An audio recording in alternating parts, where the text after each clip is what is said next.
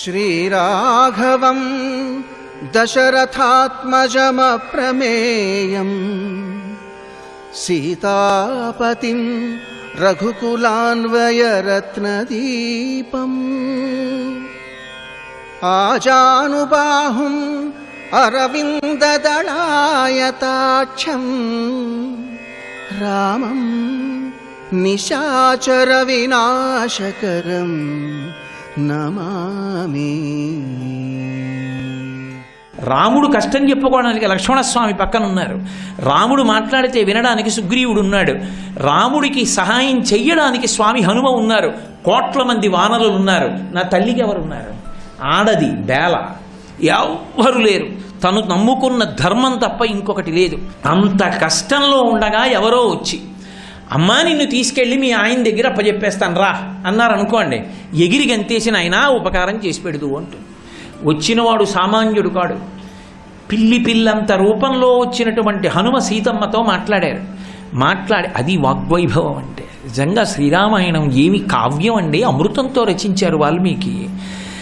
ఆయన అన్నారు, అమ్మా నిన్ను మీ ఆయన దగ్గర దిగబెడతానలేదు, ప్రాపయిష్యామి శక్రాయ హవ్యం హుతమివానలా అన్నారు.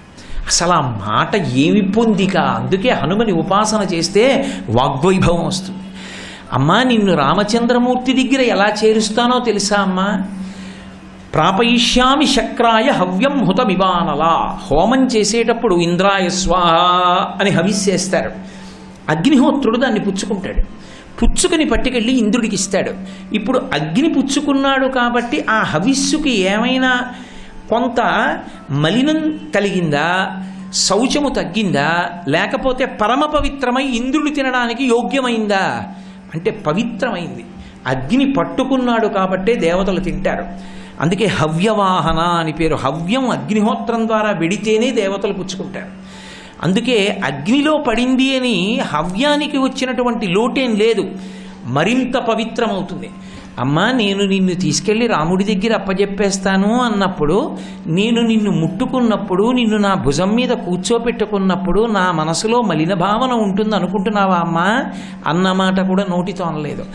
అమ్మా హవ్యాన్ని అగ్నిహోత్రుడు ఇంద్రుడికి ఇచ్చినట్టు నిన్ను ఇస్తానమ్మా అన్నారు. అసలు ఏమి పవిత్రమైన వాక్కు, ఏమి అద్భుతమైన మాట అంటే ఆ తల్లి పక్కున నవ్వింది. నాయనా నువ్వు ఇంత ఉన్నావా, నీకింత భుజమా, నువ్వు నన్ను తీసుకెడతావా, ఎలా తీసుకెడతావు, నీ వానర బుద్ధి బయట పెట్టుకున్నావంది. బ్రహ్మచారి కదూ, అందున మహాపండితుడు, విద్వాంసుడు, మహాబలవంతుడు. అమ్మ నన్ను ఇంత మాట అందని పౌరుషం వచ్చింది. మేరుమందర సంకాశౌ బభౌదీప్తానల ప్రభ అగ్రత వ్యవతస్తేచ సీతాయా వానరోత్తమ. మేరు పర్వత శిఖరాలు ఎలా పెరిగిపోతాయో అలా ఆకాశాన్ని చుంబిస్తూ పెరిగిపోయారు. కాల్చిన పెనల్లా ఉన్నటువంటి ముఖం, పెద్ద పెద్ద దంస్ట్రలు, ఇనప పరిగల లాంటి బాహువులతో నిలబడి, అమ్మా చూశావా నా రూపం ఏమిటో అన్నారు. తండ్రి నాకు తెలుసురా, లేకపోతే ఇంత దూరం నువ్వు ఎలా వస్తావు, నీ పౌరుషం తెలుసు, నీ శక్తి తెలుసు, అయితే రామ్మ బయలుదేరదామన్నారు. ప్రశ్రవణ పర్వత శిఖరముల మీద కూర్చున్న రామచంద్రమూర్తి పాదార విందముల యందు నిన్ను సమర్పించి కృతకృత్యుడనవుతాను రా తల్లి అన్నారు. ఆవిడంది, భర్తుభక్తిం పురస్కృత్య రామధన్యస్య వానర న స్పృశామి శరీరంతు పుంసో వనర పుంగవ. ఇంత కష్టంలో ఉన్నా రమ్మంటే ఆవిడ హనుమతో వెళ్ళలేదు. ఆవిడంది, భర్తుభక్తిం పురస్కృత్య రామధన్యస్య వానర. నాయనా నువ్వు నా కొడుకు లాంటి వాడివి కావచ్చు, అయినా నాకున్నటువంటి ఆ భర్త యందున్న భక్తి అటువంటిది. రాముణ్ణి తప్ప పరపురుషుణ్ణి నేను స్పృహలో ఉండగా ముట్టుకోను. మరి అమ్మ రావణుడు తెచ్చాడుగా అంటావేమో, నేను స్పృహలో లేనప్పుడు హారామ హాలక్ష్మణ అని మూర్చిల్లి ఆక్రందిస్తుండగా శక్తిహీనురాలైన నన్ను రావణుడు తెచ్చాడు. ఇప్పుడు నేను శక్తివంతురాలనై ఉండగా నాంత నేను స్పృశించి నీతో రాను. అది కూడా కాదు, నాకు ప్రధానమేదో తెలుసా, నా భర్త కీర్తి. నా భర్త లేనప్పుడు రావణుడు ఎత్తుకొచ్చాడు, రావణుడు లేనప్పుడు నువ్వెత్తుకెళ్ళి రాముడికి ఇస్తావు. ఇంకా నా భర్త సాధించింది ఏముంది? కాదు, నా భర్త రావాలి, బాణములను ప్రయోగించాలి, రావణ సంహారం చెయ్యాలి, నన్ను తీసుకెళ్ళాలి. ఆనాడు నా భర్త కీర్తి నిలబడుతుంది. నా భర్త కీర్తి నాకు ప్రధానం, నా శరీరం ప్రధానం కాదు. అందుకని రాముడు వచ్చే వరకు ఎదురు చూస్తానంది. మహాత్మా గాంధీ గారు సాబర్మతి ఆశ్రమంలో ఈ శ్లోకానికి వ్యాఖ్యానం చేసి, సీతమ్మ ఈ మాట రామాయణంలో అనకుండా హనుమతో కలిసి కష్టంలో ఉన్నానని వెళ్ళిపోతే ఈ యుగంలో రామచంద్రమూర్తికి దేవాలయం కట్టి పూజ జరిగి ఉండేదా అని అడిగారు. నిజం కదా? నా తల్లి అన్ని నెలలు రావణ కొలువుకూటంలో ఉన్నా రాముడు లేడు అరణ్యంలో ఎప్పుడో క్రూర జంతువులు తినేసి ఉంటాయి, ఇంకెక్కడొస్తాడు రాముడు, 100 యోజనముల సముద్రాన్ని దాటలేడు, ఈ రాక్షస బలాన్ని అధిగమించలేడని చెప్తుంటే వస్తాడని నమ్మింది తప్ప మనసులో కూడా ఏనాడు ఒకవేళ రాముడు లేకపోతే పోనీ నేను అని నా నోటితో ఉచ్చరించడానికి కూడా ఇష్టపడినాం అని రెండవ కోణంలో అసలు సీతమ్మ తల్లి ఆలోచనే చేయలేదు. అంతటి మహాపతివ్రత. అందుకే విష్ణువుకి ఎన్ని అవతారాలు ఉండనివ్వండి, విష్ణువాలయం. రామచంద్రమూర్తి సీతమ్మ ఉంటే సీతారామాలయం అంతే. అది రామాలయం అని పిలుస్తాం, విష్ణువాలయం అనం. రాముడితో మన జీవనానికి అంత దగ్గర సంబంధం. శ్రీరామాయణంలో వాక్కుని అగ్నిహోత్రంగా ప్రయోగించారు. హనుమ తోకకి నిప్పు పెట్టారు. నిప్పు పెడితే ఆ రాక్షస స్త్రీలందరూ వచ్చి సీతమ్మ తల్లితో చెప్పారు, నీతో కిచకిచలాడింది ఎవరా కోతి అంటే, యూయమేనా విజానాతి యోయం యద్వా కరిష్యతి అహిరేవ హ్యేహే పాదాన్ విజానాతి న సంశయ అని చెప్పావు కదా. పాము కాళ్ళు పావుకి తెలుస్తాయి, ఇక్కడికి వచ్చి కిచకిచలాడిన వాడెవరో మీకు తెలుస్తుంది, నాకేం తెలుసు అని చెప్పావుగా. ఆ కిచకిచలాడిన తోకకి బట్టలు చుట్టి నెయ్యి పోసి అగ్నిహోత్రం పెట్టి రథంలో కట్టి చారీకుడు అని చీపుళ్లతో కొడుతూ లంకాపట్టణం అంతా ఊరిరిగింపు చేస్తున్నారన్నారు. అంటే వెంటనే తల్లెంది, యజ్జస్తి పరిశుశ్రూషాం యజ్జస్తి చరితం తపః యది చాస్త్వేకపత్నీత్వం సీతోభవ హనుమతః యది మాం వృత్త సంపన్నాం తత్సమాగమలాలసాం ఇది జానాతి ధర్మాత్మా సీతోభవ హనుమతః. నేను నిజంగా రామచంద్రమూర్తి యందు అంత సేవ చేసిన దాననైతే, త్రికరణ శుద్ధిగా భర్తకి సేవించిన దాననైతే, నాకు భాగ్యశేషము మిగిలి ఉంటే హనుమ యొక్క తోకకు పెట్టిన అగ్నిహోత్రము చల్లబడుగాక అంది. పంచభూతములలో ఒక భూతము తన ధర్మానికి వ్యతిరేకమైంది. అగ్ని అంటే కాల్చాలి, తోక చల్లబడింది. చల్లబడితే ఆశ్చర్యపోయారు. అదే అంటారు చిట్ట చివర సుందరకాండలో స్వామి హనుమ ఒక మాట అంటారు, అధమా చారు సర్వాంగీ రక్షిత శానిలేన చ ననశిష్యతి కళ్యాణి నగ్నిరగ్నౌ ప్రవర్తతే అంటారు. అగ్ని యందు సీతమ్మ కాలిపోయిందేమో అని బెంగపెట్టుకున్నారు లంకాదహనం చేసి. అసలు ఏ తల్లి ప్రార్థన చేస్తే నా తోక కంటించిన అగ్నిహోత్రము కూడా వేడిగా ఉండకుండా నవనీతం పెట్టినంత చల్లగా ఉందో అటువంటి తల్లిని అగ్నిహోత్రము చెనకుతుందా? అగ్ని కాలుస్తుందా ఎక్కడైనా? అగ్నులకు అగ్ని మా తల్లి సీతమ్మ, అంతటి మహాపతివ్రత అన్నారు. వాక్కు చేత పంచభూతములలో ఒక భూతము యొక్క ధర్మము తిరగబడేటట్టుగా చేసింది సీతమ్మ. శ్రీరామాయణము వాగ్వైభవము. వాక్కుని మించిన అస్త్రం లేదు. అదే వాక్కుని ఉపయోగించుకోవలసిన రీతిలో ఉపయోగించుకోకుండా వ్యతిరేక కోణంలో వాడుకుని పాడైపోయి నశించిపోయినటువంటి వాడు రావణాసురుడు. రావణాసురుడు తన మృత్యువుని తాను వండుకున్నాడు. ఆయనని నిజానికి ఒక చోట స్వామి హనుమ సుందరకాండ చిట్ట చివరిలో చెప్తారు, అసలు రావణాసురుణ్ణి నిమిత్తంగా రాముడు చంపుతాడు. రావణుడు ఏనాడో సీతమ్మ పాతివ్రత్యమునకు నిహతుడైపోయాడు అన్నాడు. ఎందుచేత అంటే వెళ్ళి ఏ మాటలు ఒక మహాపతివ్రత దగ్గర మాట్లాడకూడదో అటువంటి మహాపతివ్రత దగ్గర మాట్లాడకూడని మాటలన్నీ మాట్లాడాడు. అలా అటువంటి మాట మాట్లాడినందుకు వచ్చినటువంటి పాపము చేత నశించిపోయాడు. కొత్తగా రాముడు చంపవలసిన అవసరం లేదు, తనని తాను చంపేసుకున్నాడు. అందుకే సీతమ్మని జుట్టు పట్టి ఈడ్చుకొస్తున్నప్పుడు సమాధిలో ఉన్న చతుర్ముఖ బ్రహ్మగారు ఉలిక్కిపడ్డాడు. ఉలిక్కిపడి నువ్వు చావడానికి కావలసిన పాపాన్ని వండుకుంటున్నావురా అన్నాడు. అందుకెళ్ళింది తల్లి సీతమ్మ. ఇప్పుడు తీసుకెళ్ళి అనకూడని మాటలన్నీ అన్నాడు. అన్నీ అబద్ధాలే, అన్నీ భూకరింపులే.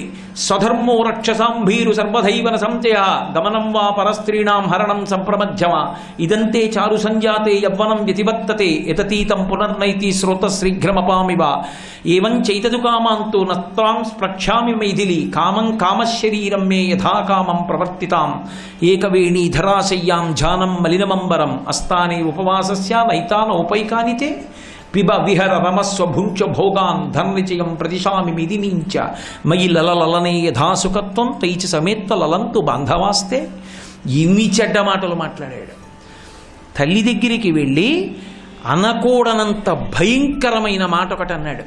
సీత, నిన్ను చూసిన తరువాత నా భర్తలతో రమించినా నాకు తృప్తి కలగట్లేదన్నాడు. స్వధర్మో రక్షసాంభీరు సర్వధైవన సంచయ గమనం వా పరస్త్రీణాం హరణం సంప్రమధ్యమ ఇదంతే చారు సంజాతే యవ్వనం వ్యతివర్తతే యతతీతం పునర్నైతి శ్రోత శీఘ్రమపామివ ఏవం చైతదు కామాంతో నత్వాం ప్రక్షామి మైథిలి కామం కామశరీరం మే యథాకామం ప్రవర్తితాం ఏకవేణీ ధరాశయ్యాం ఝానం మలినమంబరం అస్థానే ఉపవాసస్య నైతానోపైకానితే పిబ విహర రమస్వ భుంచ భోగాన్ ధర్నిచయం ప్రతిశామి మిదినీంచ మయి లలలనే యథాసుఖత్వం తైచి సమేత్వ లలంతు బాంధవాస్తే.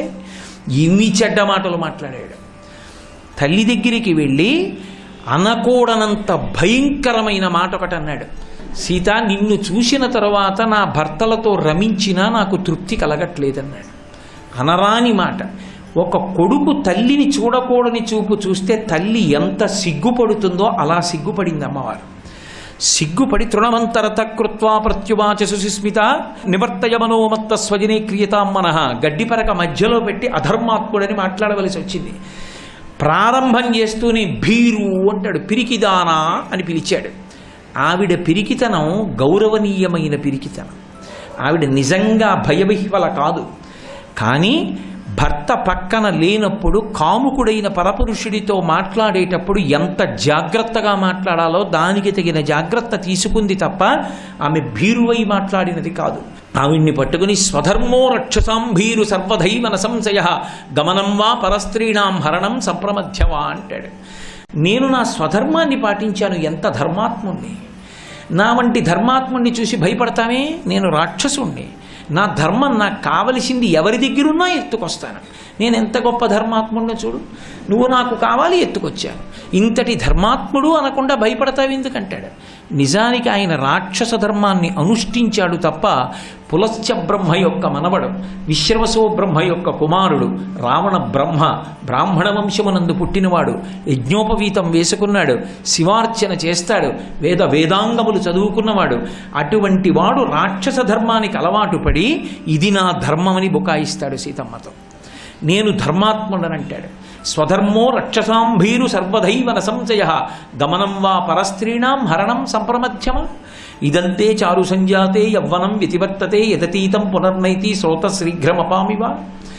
అవతల వాళ్ళని భయపెట్టి వంచన చేసి లొంగ తీసుకోవడానికి విశ్వవిద్యాలయం ఏదైనా పెడితే దానికి ఉపకులపతిగా వేయడానికి తగిన అర్హతలున్నవాడు రావణాసురుడు. ఎవరి దగ్గర ఏ బలహీనత ఉంటుందో దాన్ని అడ్డు పెట్టి మాట్లాడతాడు. ఒక్కొక్కరికి అదే జీవితంలో ప్రయోజనంగా ఉంటుంది. ఎప్పుడూ ఎదుటి వాళ్ళని వంచడమే ప్రయోజనంగా పెట్టుకుంటారు. అటువంటి స్థితి ఉన్నవాడు. అందుకే ఆమెతో అన్నాడు, నీవు నా దగ్గర బంధీకృతవు, రాముడు వస్తాడని చూస్తున్నావు. నా పొందు అంగీకరించావా పాన్పు చేరుతావు, అంగీకరించకపోయావా యవ్వనం ఇలా ఉంటుంది అనుకుంటున్నావా, ముందుకెళ్ళిన నది వెనక్కి రానట్టే నీ యవ్వనం కాలంలో నశించిపోతుంది. అప్పుడు రాముడు కన్నెత్తి చూడడు, నేను కన్నెత్తి చూడను, నీ జన్మ వృధా అవుతుందన్నాడు. ఎంత ప్రలోభ పెట్టచ్చో అంత ప్రలోభ పెట్టి మాట్లాడతాడు. ఏకవేణీ ధరాశయ్యాం ధ్యానం మలినమంబరం అస్థానే ఉపవాసస్య నైతానోపైకానితే. ఎందుకు ఒంటి జడ వేసుకుంటావు, ఎందుకు ఒక్క బట్ట కట్టుకుంటావు, ఎందుకు భూమి మీద పడుకుంటావు. పిబ విహర రమస్వ భుంచ భోగాన్ ధన నిచయం ప్రదిశామి మిదినీంచ. హాయిగా అంతఃపురంలో అన్ని మాంసాహారాలు ఉన్నాయి, కావలసిన ఆహారం తిని శుభ్రంగా మద్యం సేవించి కావలసిన విధంగా ఇక్కడెవ్వరూ లేరులే, నీకు కావలసినట్టు హాయిగా భోగం అనుభవించంటాడు. ఇక్కడెవ్వరూ లేరులే అన్న మాట అత్యంత ప్రమాదకరం. ఒక పాపం చేసేటప్పుడు అంతఃకరణం ఉన్నది, పరమేశ్వరుడు అంతటా ఉన్నాడు. ఆయనకి తెలియదు పాపం చేస్తున్నాను అనుకోవడం కన్నా పెద్ద పాపం ఇంకోటి లేదు. ఎవ్వరూ లేరు తప్పు చేయమంటాడు.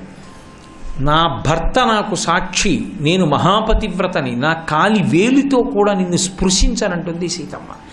చిట్ట చివరికి ఆ తల్లి ఒక మాట చెప్పేసింది, రాక్షసాధమా రామస్య భార్య అమిత తేజసః ఉక్తవానసి యత్పాపం క్వగతిస్తస్య మోక్షసే అని అడిగింది. ఓరి పిచ్చివాడా, నీకు తెలియట్లేదు, అసలు నువ్వు నన్ను తేవడం ఏమిట్రా, నీకు సాధ్యమా, నువ్వు నన్ను ఎత్తుకురాలేవు, నేను వచ్చాను. ఎందుకు వచ్చానో తెలుసా, నీ చేత ఎత్తుకుపోబడిందన్న నాటకాన్ని సృజించాను. నేను మహాపతివ్రతను, నిన్ను భస్మం చేయగలను.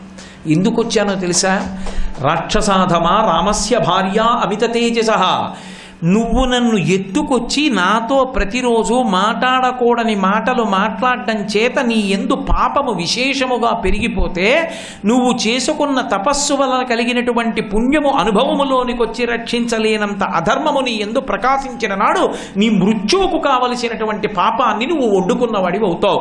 నీ చావు కోసం వచ్చాన్రా, విధిస్తవ వదార్థాయ విహితో నాత్ర సంచయ, నీ వధ విధి ఇలా నిర్ణయించాడని గుర్తెరగలేకపోతున్నావురా పిచ్చివాడా, అందుకొస్తున్నాయి నీ నోటి వెంట ఈ మాటలు అంది. ఇంత స్పష్టంగా తల్లి చెప్పింది, వినే లక్షణం వాడికి లేదు, అలాగే మాట్లాడుతూ వచ్చాడు. చిట్ట చివరికి ఏ కంఠం నుంచి మాట్లాడకూడని మాటలు వచ్చాయో ఆ కంఠాలు యుద్ధభూమిలో అన్ని వేల మంది దేవతలు చూస్తుండగా వీడు చనిపోవాలి చనిపోవాలి చనిపోవాలని అంతమంది కోరుతుండగా ఒక్కొక్క కంఠం రామచంద్రమూర్తి నరికేస్తే 10 తలలు నేల మీద పడిపోయి శరీరం యుద్ధభూమిలో పడిపోయింది. అనకూడని మాటలు, మాట్లాడకూడని మాటలు మాట్లాడి నశించిపోయినటువంటి వాడు రావణాసురుడు.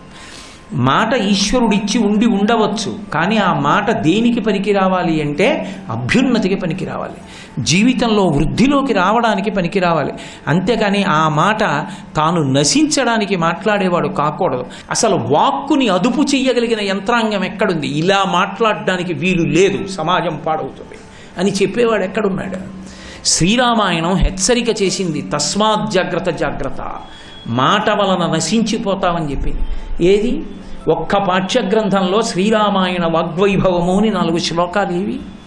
ఏ పిల్లలకి ఎక్కడ సంస్కృతి వైభవంగా పిల్లల్ని కూర్చోబెట్టి ఒక్క మాట మనం నేర్పుతున్నాం? వాక్కు నశించిపోయినప్పుడు, వాక్కు యందు ధర్మం పోయినప్పుడు సమాజమనందు ధార్మికత ఎలా నిలబడుతుంది? శాంతి ఎక్కడి నుంచి ఏర్పడుతుంది? మనిషికి ఒక పోలీసుని పెట్టినా శాంతి సాధించడం సాధ్యమా? రామరాజ్యం అయిందంటే శాస్త్రము ప్రమాణమైంది కాబట్టి రామరాజ్యమైంది. ఇంటికి తాళం వేయకుండా పౌరులు వెళ్ళారు, నెలకి 3 వానలు పడ్డాయి, భార్య బ్రతికుండి భర్త చనిపోవడం అన్నది లేదు, పిల్లలు మరణించి పెద్దవాళ్ళు ప్రేతకార్యం చెయ్యడం లేదు అంటే ధర్మము నిలబడింది కాబట్టి, వాక్కు యందు పౌరుష్యము లేదు కాబట్టి, ధర్మ ప్రబోధము జరిగింది కాబట్టి, ఎక్కడ చూసినా రామా రామా ఈ 2 మాటలే వినపడ్డాయి కాబట్టి, రాముడు ఆదర్శమయ్యాడు కాబట్టి రామరాజ్యం అయింది. కావాలని పిలిచేది రామరాజ్యం. ఒక్క నోటి మాట యందు ఎక్కడ మీరు ఎంత చదవండి, పొద్దున్నే ఇంటికి వచ్చి గుమ్మం ముందు పడిపోయేటటువంటి కాగితాలు తీసి ఎటు తిప్పి చదవండి, మీ మనసుని ఉద్వేగపరచనివి, మీ మనస్సుని ధర్మం వైపుకి నడిపించేవి, మీ మనస్సుకి ఉల్లాసం కల్పించి 10 మందితో శాంతిగా ఉండేట్టు చేసేవి ఎక్కడ కనపడుతున్నాయి? సమాజం ప్రశాంతంగా ఎందుకుంటుంది? ఉంటుందా? వాక్కు మీద ఆధారపడి ఉంటుంది. ఎవరు మాట్లాడడానికి అర్హులో వాళ్ళు, ఆ మాట్లాడిన వాళ్ళకి వాక్కుల మీద నియంత్రణ ఎక్కడుంది? లేనప్పుడు కట్టుకున్న సతిని నట్టేటిలో ముంచి కన్నవారి నోట గడ్డ కొట్టి సభలకెక్కువాడు చచ్చు పెద్దమ్మరా లలిత కుసుగుణజాల తినుగుబాల అన్నాడు ఆ రోజుని. అలా అయిపోయిన నాడు ధర్మం ఎక్కడి నుంచి నిలబడుతుంది? అందుకే వాక్కు గురించి వేదం అంత జాగ్రత్త చెప్పింది. సత్యం బ్రూయాత్ ప్రియం బ్రూయాత్ నబ్రూయాత్ సత్యమప్రియం ప్రియంచ నానృతం బ్రూయాత్. వేదం ఈశ్వరుడు నీకు వాక్కు ఇచ్చాడు కదా అని దుర్వినియోగం చేస్తావేమో. సత్యం బ్రూయాత్, నిజం మాట్లాడు. సత్యం బ్రూయాత్ ప్రియం బ్రూయాత్, నిజం చెప్పేటప్పుడు కూడా మళ్ళీ వాక్కు యందు పారుష్యం లేకుండా మాట్లాడు, గంభీరంగా ప్రతిపాదన చెయ్యి. ప్రియం బ్రూయాత్ నబ్రూయాత్ సత్యమప్రియం. నువ్వు సత్యం చెప్తున్నావు కదా అని అవతల వాళ్ళకి అప్రియమైన సత్యములు చెప్పవద్దు. నబ్రూయాత్ సత్యమప్రియం, అప్రియమైన సత్యములు చెప్పవద్దు. అలాగని ప్రియంచనామృతం బ్రూయాత్, అవతల వాడికి సంతోషంగా ఉంటుందని అబద్ధాలు చెప్పవద్దు. సర్వం శ్రీ ఉమామహేశ్వర పరబ్రహ్మార్పణమస్తు.